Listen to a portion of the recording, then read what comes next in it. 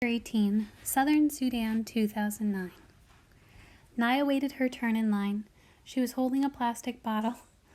The well was finally finished. The gravel had been put down to make a foundation. The pump had been installed, and the cement had been poured and left to dry. But before the pump was used for the first time, the villagers all gathered around. The leader of the workers brought out a big sign made of blue canvas. The canvas had writing on it. The writing was in English, but the leader spoke to Naya's uncle, and Uncle told everyone what the sign said. In honor of Elm Street School, Uncle said. This is the name of a school in America. The students at the school raised the money for this well to be dug.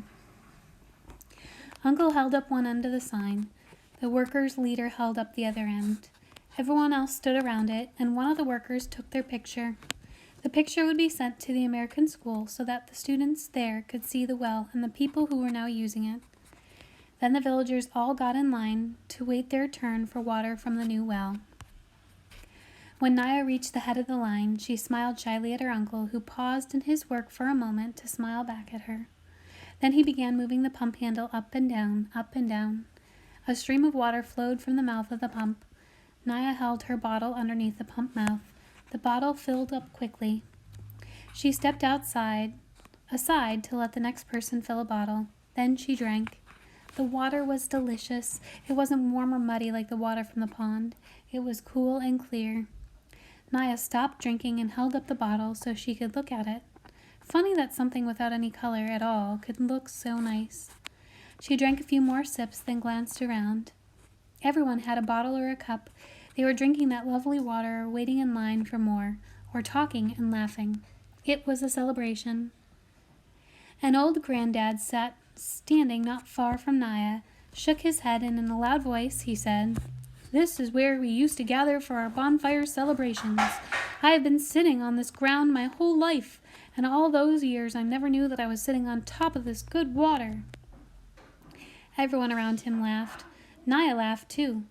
In a few more days, the school would be finished. Naya and Dep and Akir would all go to school along with the other children.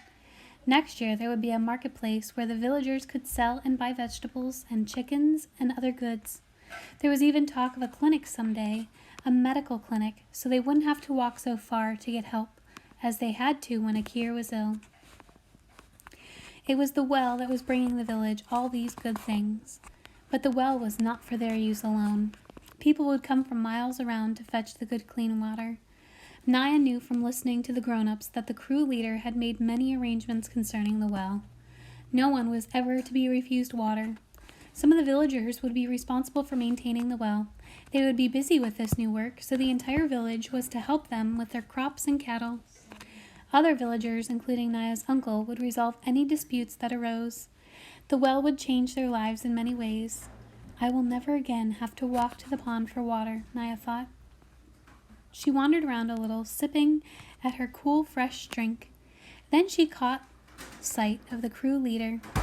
He was standing by himself, leaning against one of the trucks and watching her uncle work the pump. Dep saw her looking at the man. "That man, the boss of the workers," Dep said. "You know he is Dinka?"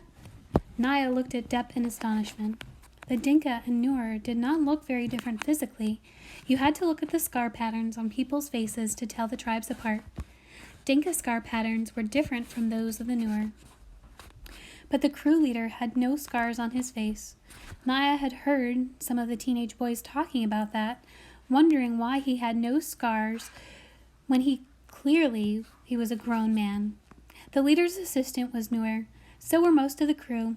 They all had Nur scars.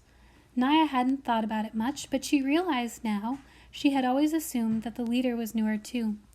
The Dinka and the Nur were enemies, had been for hundreds of years. Why would a Dinka bring water to us? She wondered aloud. I heard Uncle and Father talking about him, Dep said. He has drilled many wells for his own people. This year, he decided to drill for the Nur as well. Dep had not really answered Naya's question. He probably doesn't know the answer, she thought. But now, Naya felt there was something she had to do. She walked over to where the man was standing. He didn't notice her at first, so she waited quietly. Then he saw her. "Hello," he said. Shyness flooded through Naya. For a moment she didn't think she would be able to speak. She looked down at the ground, then at the stream of water still flowing from the pump mouth, and she found her voice. "Thank you," she said, and looked up at him bravely. "Thank you for bringing the water." The man smiled. "What is your name?" he asked. "I am Naya." "I am happy to meet you, Naya," he said. "My name is Salva."